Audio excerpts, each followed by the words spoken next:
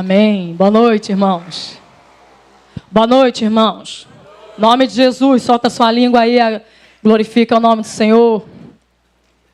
Abra sua Bíblia lá em Atos capítulo 6. Satisfação estar nesse lugar. E junto com os irmãos, mais uma vez aprendendo sobre esse livro maravilhoso para as nossas vidas. Algo que o nosso Deus deixou para nós. Uma porção maravilhosa do Espírito Santo de Deus para nós, para que nós não nos percamos. Essa é a palavra de Deus, esse é o livro de Atos. A gente vai ler capítulo 6, do verso 1 ao verso 7. Depois a gente faz um panorama dessa realidade, do que está acontecendo até então. Vamos lá? Atos 6, verso 1 diz assim: Ora, naqueles dias, crescendo o número dos discípulos, houve uma murmuração dos gregos contra os hebreus, porque as suas viúvas eram desprezadas no ministério cotidiano. E os 12, convocando a multidão dos discípulos, disseram: Não é razoável que nós deixemos a palavra de Deus e sirvamos as mesas. Escolhei, pois, irmãos dentre vós, 7 varões de boa reputação, cheios do Espírito Santo e de sabedoria, aos quais constituamos sobre este importante negócio. Mas nós perseveraremos na oração e no ministério da palavra. E este parecer contentou a toda a multidão, e elegeram Estevão, homem cheio de fé e do Espírito Santo, e Filipe, e Prócoro, e Nicanor, e Timon, e Parmenas, e Nicolau, prosélito de Antioquia. E os apresentaram ante os apóstolos, e estes, orando, lhes impuseram as mãos. E crescia a palavra de Deus, e em Jerusalém se multiplicava muito o número dos discípulos, e grande parte dos sacerdotes obedecia à fé. Amém? Feche seus olhos mais uma vez, então. Senhor, seja exaltado o teu santo nome. Obrigada pelo que já recebemos até aqui, pela ministração dos louvores e pelas orações. Obrigada em nome de Jesus por todos que chegaram nesse lugar para poder, mais uma vez, estar em comunhão e aprender mais da sua palavra. Já recebemos tanto até aqui, Deus, lendo esses capítulos anteriores. E nessa noite nós oramos mais uma vez. Fala com a gente, Senhor. Ajuda a tua igreja. Que todos nós sejamos revestidos dessa capacitação do Espírito para entender que isso tem a ver com a gente também. Não foi só com a igreja primitiva, mas tem a ver conosco. É nossa responsabilidade fazer valer a tua palavra, que é viva e eficaz. Em nome de Jesus. Amém. Amém. Eu não sei se você está chegando aqui hoje e se de repente perdeu tudo aquilo que foi falado a respeito de Atos e dessa trajetória de uma igreja que recebe de Jesus, começando lá atrás, antes mesmo da ascensão de Jesus, a própria comissão, a grande comissão do ir, de pregar o evangelho a toda criatura. Só que antes dessas pessoas irem, a gente já viu lá que Jesus falou para elas: olha só, mas antes disso, esperem que vocês serão revestidos pelo Espírito Santo. Depois que vocês forem revestidos com o Espírito Santo, vocês poderão, sim, sair e pregar o Evangelho para toda criatura, começando em Jerusalém, passando por Samaria e indo até os confins da terra. E aí você vê os discípulos recebendo essa porção do Espírito Santo. O Espírito Santo desce sobre eles e sobre todos aqueles que estavam junto com eles. E esse é o chamado batismo ou a visitação do Espírito no dia do Pentecostes, dia de Pentecostes, que o capítulo 2 de Atos traz para a gente. Por causa desse movimento, dessa ação do Espírito, muitas pessoas ficam confusas, não conseguem entender o que está acontecendo, e Pedro levanta a sua voz, começa a pregar. Por causa da pregação de Pedro, aproximadamente 3.000 pessoas se unem à fé, e elas se unem à fé, são batizadas, e o Evangelho de Deus começa a ser disseminado. No capítulo 3, o Newton trouxe aqui para a gente, esses 2 capítulos foram abordados pelo Romão. O Newton trouxe para a gente no capítulo 3 a cura do coxo, lá perto da porta do templo. E quando Pedro e João, diante do coxo, chegam para eles e falam assim, olha só, nós não temos ouro, nós não temos prata, mas o que nós temos, nós damos a você. Em nome de Jesus, levanta e anda. E eles fazem questão de que todos saibam que não foi por causa deles que aquele coxo se levantou, mas foi por causa de Jesus. Foi por causa de Jesus. Por causa dessa cura, muitas pessoas se unem para poder ouvir a respeito desse Jesus, e Pedro e João são levados até as autoridades começam a questionar aquilo que eles estavam falando e por que eles estavam falando. Eles voltam para a igreja, que já era um número razoável, e a igreja ora, eles pedem ousadia, coragem, a igreja ora, o lugar treme, e eles são revestidos com tudo isso. Chega no capítulo 4, eles continuam pregando, e por causa da pregação e desse homem que foi curado, lá no capítulo 3, aproximadamente 5.000 pessoas também vêm para essa fé. E mais uma vez, eles são levados para as autoridades, eles são presos, eles são soltos pelo Espírito. O Tiago trouxe isso para a gente, para poder lembrar que essa questão também de divulgação da fé tem a ver com interesses pessoais. Gamaliel, então, dá aquele grande conselho, olha só, não fala, não faz nada contra eles, porque se vocês fizerem alguma coisa contra eles, vocês podem estar fazendo alguma coisa contra Deus, e a gente não quer lutar contra Deus, os discípulos saem. Em todo esse tempo, a comunidade está crescendo. Só que, no percurso, começam a haver dificuldades. E algumas oposições, não só das lideranças, mas até dentro do próprio seio daquela comunidade. Pessoas estavam começando a tentar enganar o modelo ou a forma de proceder dos discípulos, que era o quê? Um viver comunitário. Eu trago as minhas porções diante dos apóstolos, eu coloco diante do altar os meus recursos, eles são distribuídos de forma que ninguém tenha necessidade. E aí você tem a figura de Ananias e Safira, que não fazem isso e por isso morrem. Mas ainda assim, eles conseguem passar por essa condição. A igreja segue nesse processo de aumento. E aumenta de forma significativa. Mas quando uma igreja aumenta, e ela aumenta muito, a gente está vendo aqui, eu não sei se vocês sabem, mas na igreja chega todo tipo de pessoa. E na igreja que estava sendo constituída ali, é uma igreja que está aceitando pessoas que o templo geralmente não aceita, que as sinagogas não aceitam. Por exemplo, a igreja evangélica daquela época, os cristãos daquela época, aceitavam pobres, necessitados, pessoas com enfermidades. Ela fazia parte dela judeus gregos, judeus helênicos, hebreus. Faziam parte dela viúvas, tanto gregas quanto hebreias. E isso começou a haver certa dificuldade para que eles tivessem uma boa ação, no sentido de que, por alguma razão que a gente vai ver ao longo do percurso, o escritor de Atos, Lucas, vai dizer para a gente que essas viúvas começam a ser esquecidas. E por que elas começam a ser esquecidas? Essa é a grande questão. Alguns chegam a dizer que isso tem a ver com preconceitos, as viúvas helênicas, é claro. Alguns vão chegar a dizer que, na verdade, não.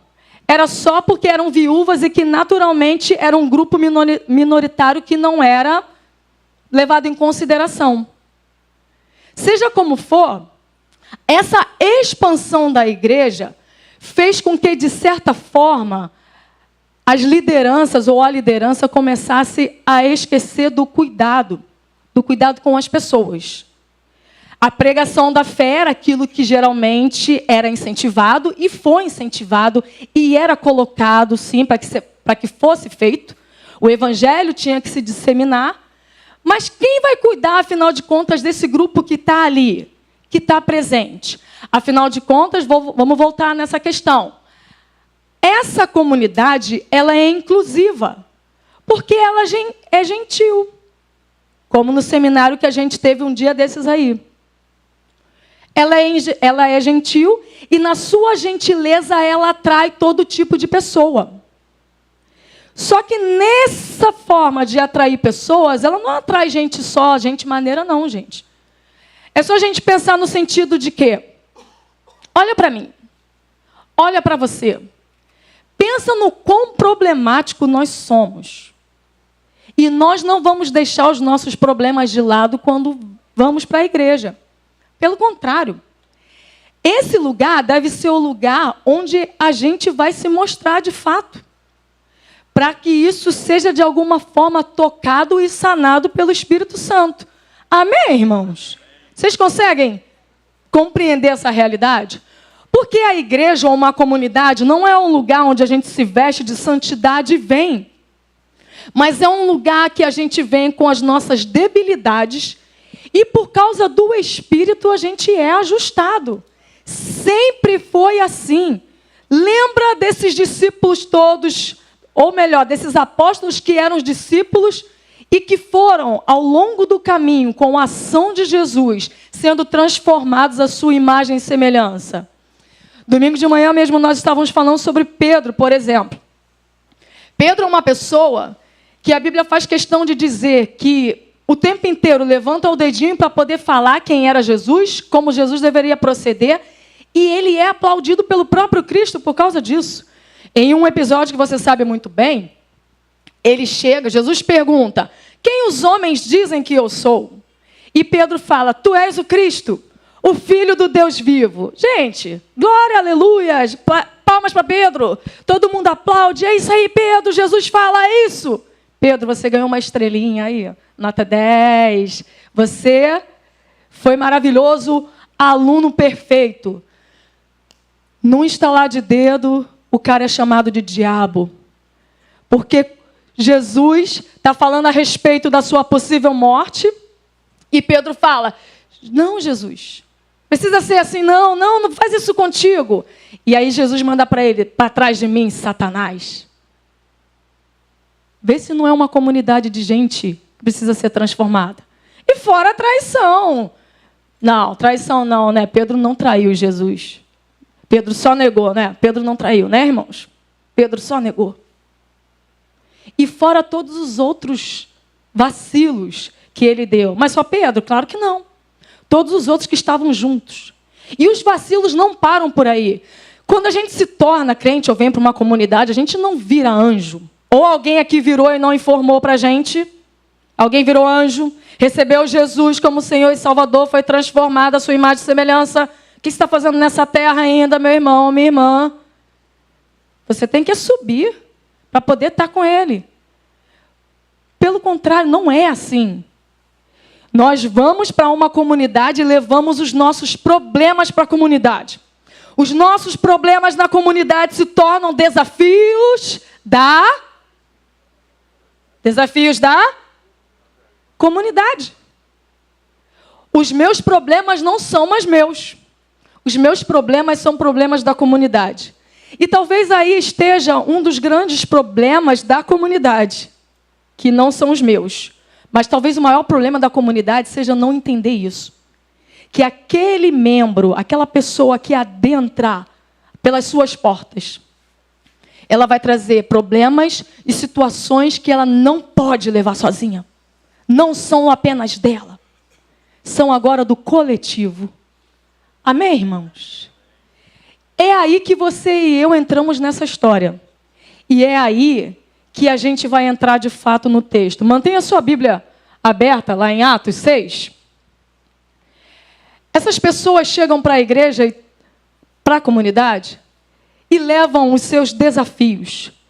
No caso lá atrás, os desafios maiores eram as tensões culturais, linguísticas, raciais e étnicas que existiam. E eram muitas e muitas e muitas. Quais são os nossos desafios? Quais são os desafios desse tempo? Quando eu olho para Betânia, quais são os desafios que eu encontro como igreja em Betânia? Sábado e domingo nós estivemos aqui num seminário de inclusão. Quais são os desafios dessa igreja para poder incluir as pessoas que têm algum tipo de deficiência? Hoje nós estamos aqui com um espaço, talvez alguns tenham entrado aqui e não entendam.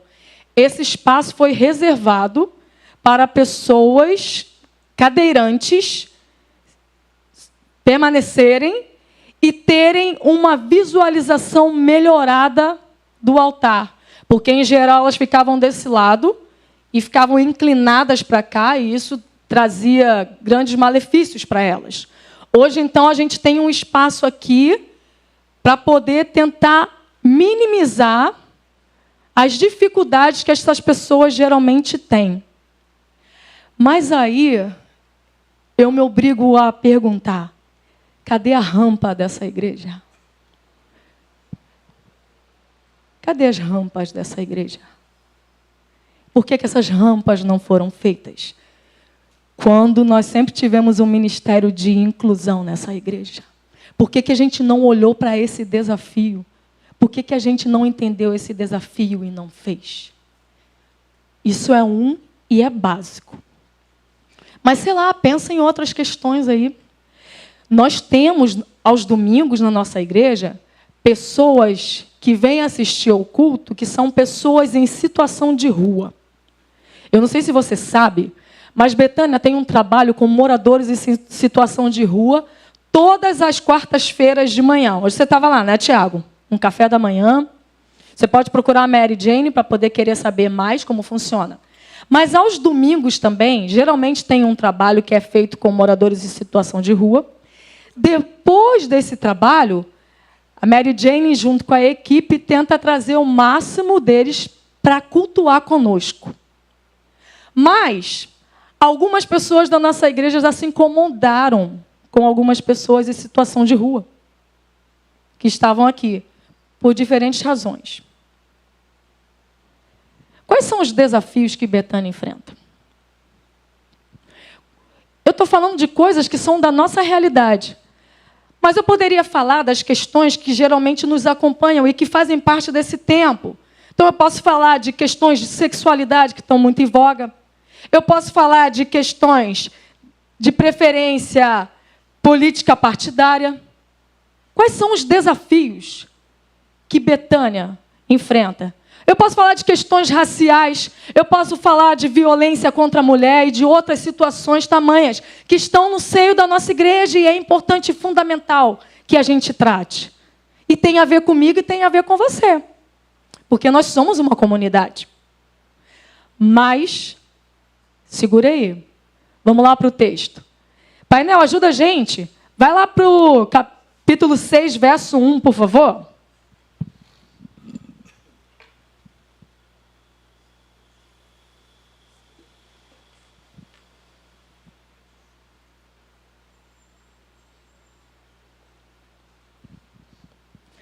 Nós temos na nossa igreja, assim como aquela comunidade tinha, gente de todos os tipos, diversidade aos montes, mas com um objetivo principal, que é a unidade, apesar de tudo. Mas é claro que essa unidade da igreja sofre ameaças. Nesse caso da igreja primitiva, o verso 1 do capítulo 6 diz assim para a gente: naqueles dias, crescendo o número dos discípulos, houve uma murmuração dos gregos contra os hebreus, porque as suas viúvas eram desprezadas no ministério cotidiano. Muita gente está se chegando à igreja, muita gente está se chegando à comunidade. Quais as ações que essa igreja tem que fazer? Como acomodar todo mundo? Como cuidar de todo mundo? Como atender às necessidades de todo mundo? De forma que a gente não se esqueça das pessoas. Como fazer com que as demandas novas que se apresentam não substituam aquilo que é o principal, o papel principal da igreja? A primeira coisa já é apontada aí no verso 1. No verso 1, o escritor de Atos, Lucas, diz para a gente que houve uma murmuração, uma reclamação, uma queixa de um grupo, como a gente falou lá no início, das viúvas gregas. As viúvas gregas não estavam sendo amparadas como deveriam ser. Era obrigação cuidar das viúvas desde lá de Moisés. As sinagogas tinham essa ação de cuidar das viúvas e não permitir que elas passassem necessidade. Uma mulher viúva, ela naturalmente passava dificuldade, porque o homem era o provedor da casa. Se essa mulher não tinha dependentes, era pior ainda. Algumas delas passavam fome por causa disso. Mas desde a lei judaica, os judeus ajudavam as mulheres a não passarem necessidades, a serem contempladas. Só que numa comunidade que tinha tudo em comum, que dividia tudo da forma com que as pessoas precisavam, elas começaram a padecer necessidade. E eu digo o que aconteceu lá, e você vai concordar comigo. Um pecado terrível, chamado negligência. Essas mulheres foram negligenciadas. Por quais razões? Porque era de um grupo que não era hebreu? Porque eram gregas? Possivelmente discriminação. Algo que, naquele momento, para aquela igreja, poderia simplesmente destruir toda a unidade que eles estavam tentando realizar ou tentar manter desde o início. Negligência. Não é algo comum de tratar. Não é algo fácil. Mas existem alguns apontamentos para a gente com relação a isso. Como agir, então, em situações de negligência em nosso meio?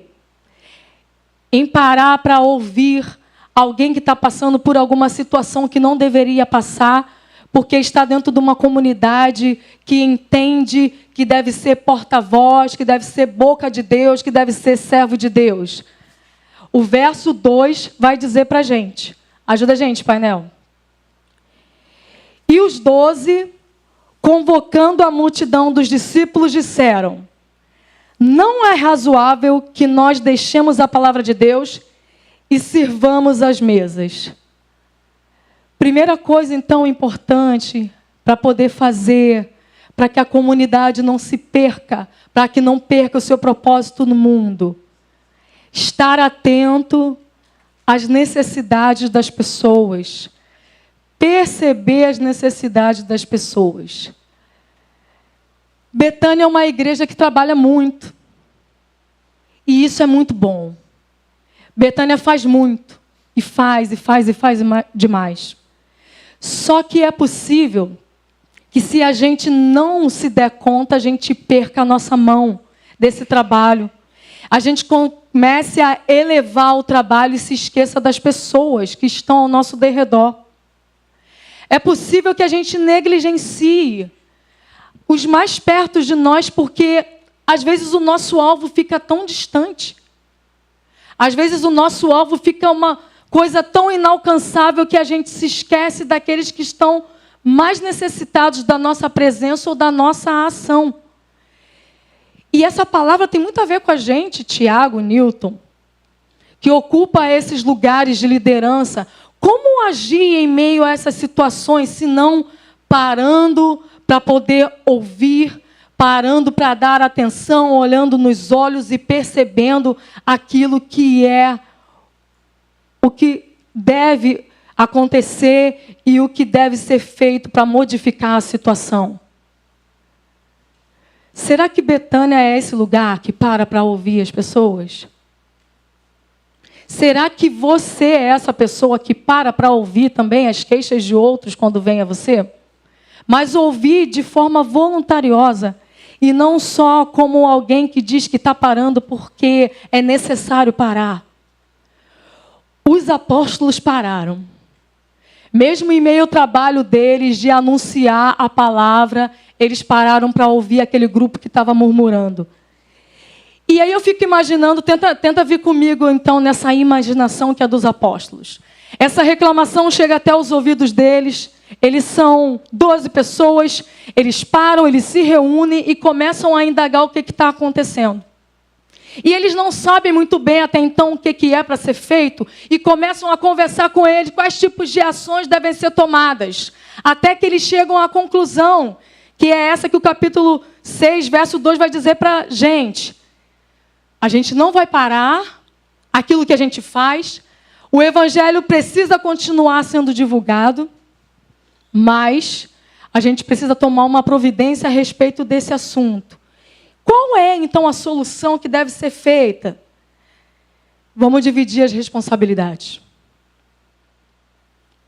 Vamos dividir os encargos. Vamos delegar funções. Eu tinha um professor na faculdade que ele deu umas 3 palestras, na verdade, e eu, infelizmente ou felizmente, participei das 3. E ele sempre dava a ilustração do pato. Não sei se vocês já ouviram ela. Que o pato ele faz 3 coisas. Ele corre, ele anda e ele voa. Alguém já ouviu isso? O pato ele anda, ele corre, ou melhor, ele anda, ele nada e ele voa. E ele falou o seguinte: nenhuma dessas 3 ele faz bem. Às vezes, a gente se sente como um pato. Porque nós temos vocações que Deus nos deu para fazer, só que a gente abandona a vocação para fazer tudo que a gente acha que deve ser feito. Porque as coisas não podem deixar de ser feitas. E aí, então, sai pegando um monte de trabalho para fazer. E fazendo, porque tem que fazer, e faz isso, faz aquilo, faz aquilo. Os apóstolos entendem que não precisam ser dessa forma. E eles, então, dão a solução, que é dividir as responsabilidades. Meu irmão, minha irmã, igreja é lugar de divisão de responsabilidades. Vou falar de novo. Igreja é lugar de divisão de responsabilidades. E eu não sei se você entende quando eu falo isso. Isso tem a ver com você também. Isso não tem a ver só com quem está liderando. A responsabilidade da liderança é uma, mas a sua responsabilidade dentro do corpo é outra. E assim a igreja cumpre o seu propósito no mundo. Porque se alguém abandonar a sua função ou começar a fazer inúmeras funções para atender às demandas de um local, de uma comunidade, de uma localidade, certamente não vai ser bem feito e certamente não vai para frente. A pergunta que não quer calar é: você quer assumir responsabilidade, meu irmão? As responsabilidades que você sabe que Deus te deu para poder assumir? Porque alguém precisa assumir. E os apóstolos vão dizer o seguinte, lá no verso 3, por favor, painel. Eles reúnem as pessoas, eles reúnem aquela multidão, e reúnem uma assembleia, tá? Tem gente que tem pavor desse nome. Eu já vim do meio batista mesmo, então para mim assembleia tudo bem. Todo mês a gente tinha assembleia. Alguém aqui não era de Betânia e veio de igreja batista que tinha assembleia todo mês? Sabem, não é? Todo mês lá, culto... Qual era o nome do culto mesmo? Culto administrativo. Então, todo mês lá uma assembleia, contagem de quórum, com ata, levanta a mãozinha para falar. Irmão, peço a palavra. Fala, irmão Sentinelli. Fala, irmão Fabrício. E assim vai. E uma igreja, uma boa igreja, uma igreja que preza pela democracia, é essa igreja, meu irmão, que abre oportunidade para que os membros falem, para que os membros demonstrem aquilo que é, de repente, a insatisfação ou o seu desejo de mudança.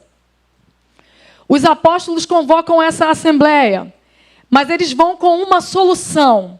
E a solução é o seguinte: existe um problema, a gente sabe, a gente recebeu a queixa, a gente sabe que essa igreja está passando por uma dificuldade, mas nós não vamos assumir essa responsabilidade, porque é necessário que a gente continue se dedicando ao ministério da palavra, ao ministério da oração.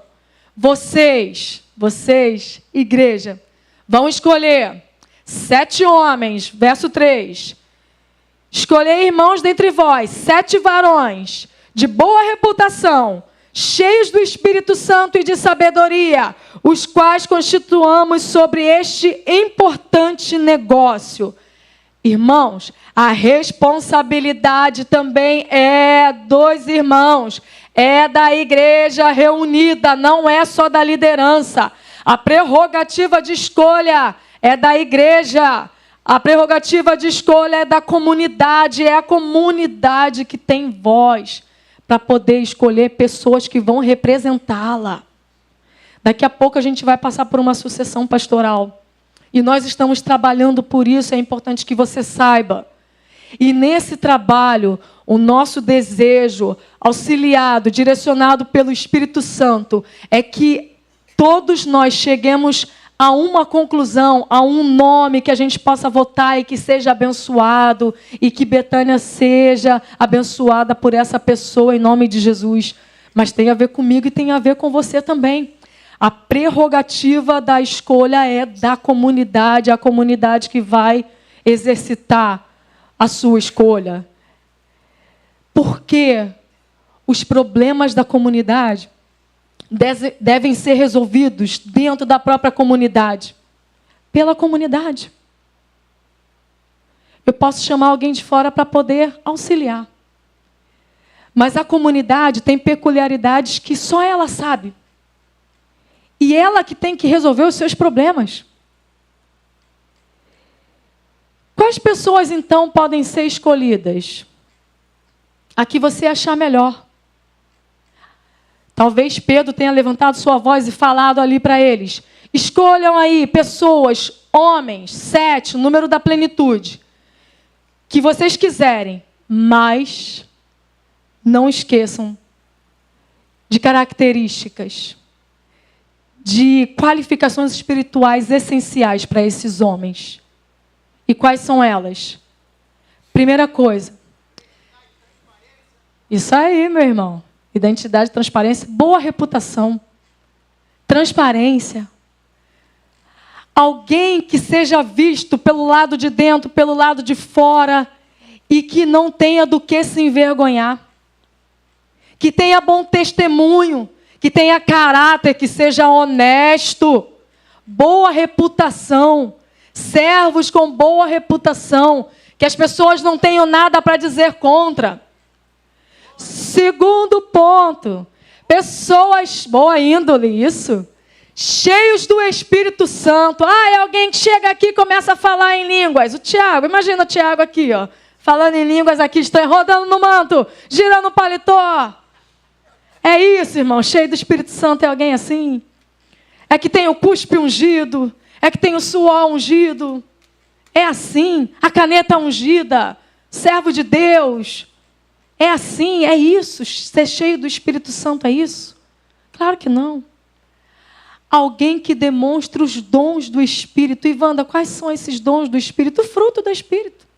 Amor, paz, longanimidade, benignidade, paciência, domínio próprio e todos os outros que são descritos lá em Gálatas.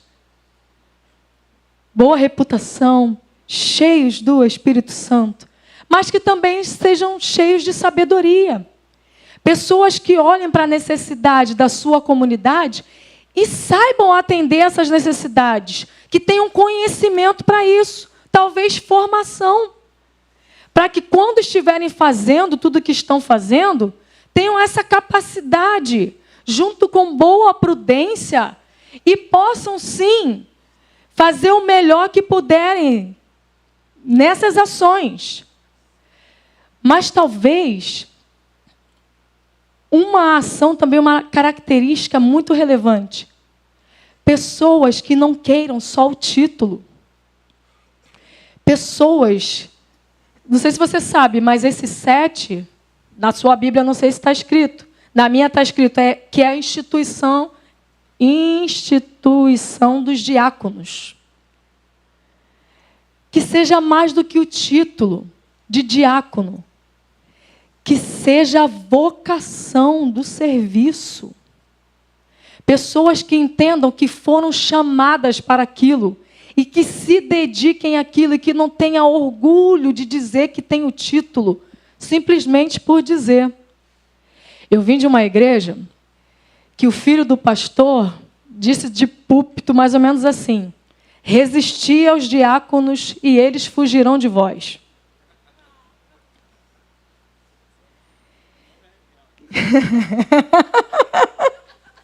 E ele não se arrepende, acabou de falar aqui. Porque o título de diácono não pode ser um título só. O PR não pode ser só um título. O pastoreio não pode ser só um título. Presbítero, obreiro, sei lá mais o quê. Não pode ser só o título.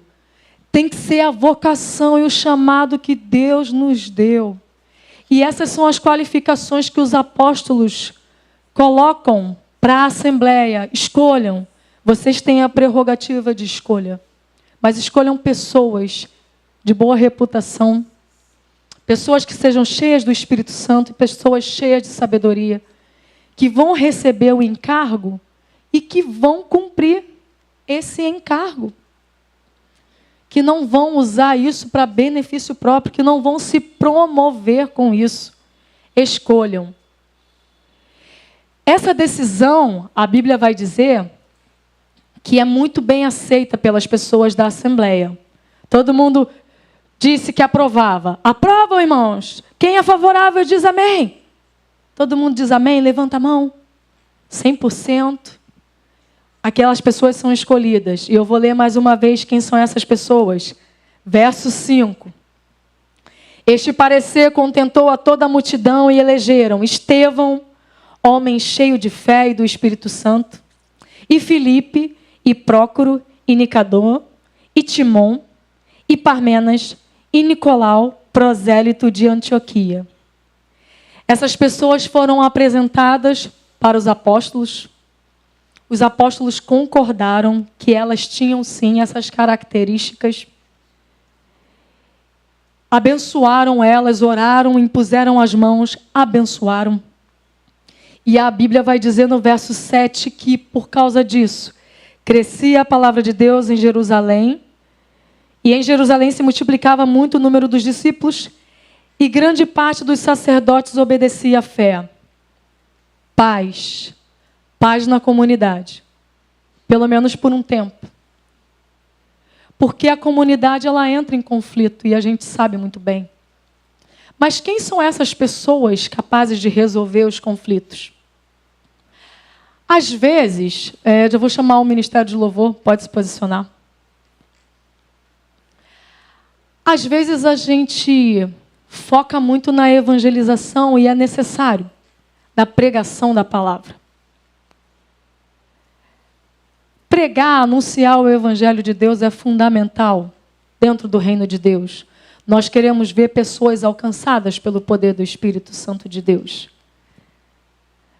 Mas a gente nunca pode se esquecer dos que estão dentro. Quando nós estávamos orando, o Tiago pediu para que nós perguntássemos às pessoas quais eram os nomes delas. Porque, em geral, nós entramos na igreja, na comunidade, e nós não sabemos com quem nós estamos nos relacionando. Se é que a gente se relaciona, porque a maioria de nós entra e sai por diferentes razões. Às vezes a gente não consegue ter tempo da relação. E a falta de tempo da relação faz a gente perder o vínculo, saber o nome, conversar, saber as necessidades, trazer algum tipo de solução para as necessidades que se apresentam. Como liderança, eu sei que isso fica muito mais pesado e feio. Mas eu volto a dizer que essa responsabilidade é de todos nós que assumimos essa vocação e esse chamado de ser comunidade. Vou tratar como chamado também vocação. Quais são as pessoas que estão perto de nós? Quais são os seus nomes? Quais são as suas necessidades? Como eu posso suprir as necessidades dessas pessoas? Às vezes o número de pessoas na igreja se torna muito mais acessado ou buscado do que o cuidado dessas pessoas. E está aí um erro muito grosseiro da nossa parte. Se eu creio no Evangelho de Deus, se eu creio na palavra de Deus, no cuidado que Deus tem a dar para essa pessoa, se eu creio na manifestação de Deus e estou falando de Deus para essa pessoa, de Cristo para essa pessoa, quando ela vier para cá, o que eu espero que ela encontre nesse lugar? Ou basta apenas pregar o Evangelho e tudo bem, a pessoa vem se ela quiser? Tá tudo bem se ela vier e não ficar?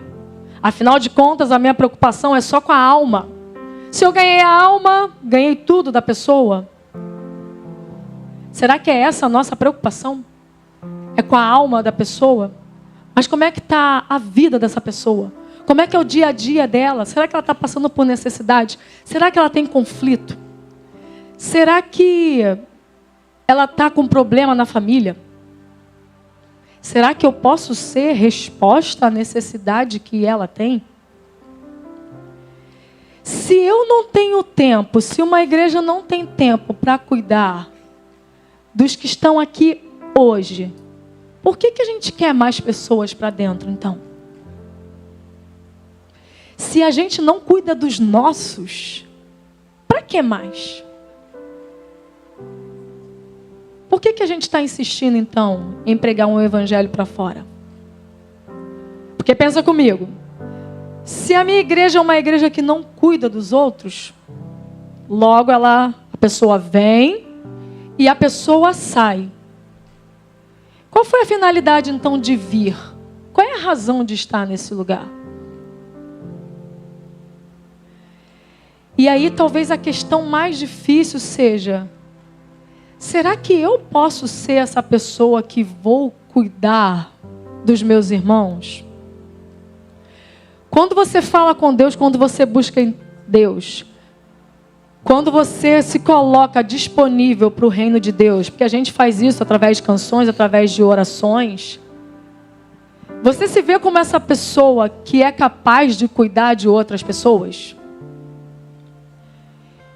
Isso é muito importante que a gente entenda e que a gente chegue a uma conclusão, porque a liderança de uma igreja, seja ela qual for, não é suficiente para cuidar de uma igreja toda.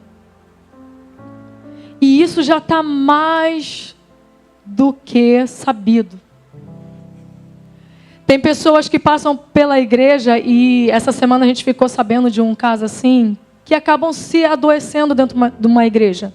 Justamente por isso, porque não se sentem cuidadas da forma devida. Nossas preocupações, nossos desejos de querer fazer as coisas nos fazem, às vezes, parar de olhar para aquilo que é essencial, que é o cuidado, que é a conversa, que é o bate-papo, que é o abraçar, que é o estar perto. E a pergunta para a gente é: será que Deus pode contar com a gente? Para que não tenha que ser assim? Tem um texto lá em Mateus que Jesus está mostrando para os discípulos, os samaritanos, em João também tem esse texto. E ele fala assim: olha só, olhem os campos, eles estão brancos para a ceifa. Só que não tem ceifeiro. Não tem ceifeiro, não tem gente. É o próprio Jesus que está falando. E ele encerra aquele momento falando assim: roguem, orem ao Senhor da seara que envie ceifeiros para a sua seara. Meu irmão, isso é mais do que pregar o evangelho. Isso é cuidar de pessoas, é sobre cuidar de pessoas que Jesus está falando. Quem está disposto a se levantar e a cuidar de gente? Quem vai gastar o próprio tempo, os próprios recursos para cuidar de outros? Afinal de contas, a nossa preocupação é com a gente. Está todo mundo numa correria desenfreada. Mas nós estamos aqui numa comunidade de gente queixosa, padecendo necessidade, talvez de companhia, talvez de recurso, talvez de abraço, talvez de carinho. A liderança às vezes fica sabendo e quer sim proporcionar que outras pessoas venham e façam parte. Mas a pergunta é: será que você é essa pessoa que vai ser solução para as necessidades da comunidade? Você é essa pessoa, meu irmão? Se você não for, a gente tem um problema muito sério. Porque a gente não tem um bom lugar para se estar. E eu falo isso porque não basta ter uma boa palavra aqui em cima, não basta ter um bom louvor. Não é isso que segura a gente numa comunidade. É o abraçar. É o responder bem. É o ser presença no momento de aflição e no momento de dúvida. No momento de dificuldade, no momento de tristeza. Isso sim segura as pessoas. Foi isso que fez o cristianismo primitivo ser tão atraente, inclusivo, porque ele atendia as necessidades das pessoas. E era por isso que eles tinham tudo em comum. Porque eles entenderam que precisavam estar vivendo juntos, amparando uns aos outros. Se coloque em pé em nome de Jesus.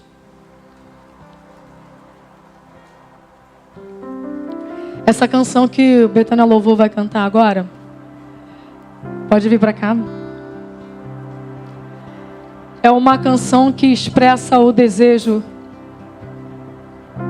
de viver essa realidade comunitária, de uma mesa posta e de acesso a essa mesa. É também um momento de arrependimento, de pedido de perdão, por talvez não ter sido aquilo que nós deveríamos ter sido. É um convite ao arrependimento, à mudança e à transformação. Porque eu creio nessa comunidade também. Eu não desisto da igreja, embora ela seja às vezes muito complexa, muito difícil de estar. E eu peço a você também, não desista dela em nome de Jesus. Deixa o Espírito Santo falar ao seu coração que apesar das feridas que foram abertas por alguma situação que ocorreu, ainda existem 2, 3 ou outros que podem te abençoar plenamente e que podem ser caminho de Deus, bênçãos de Deus na sua vida. Vamos adorar o Senhor.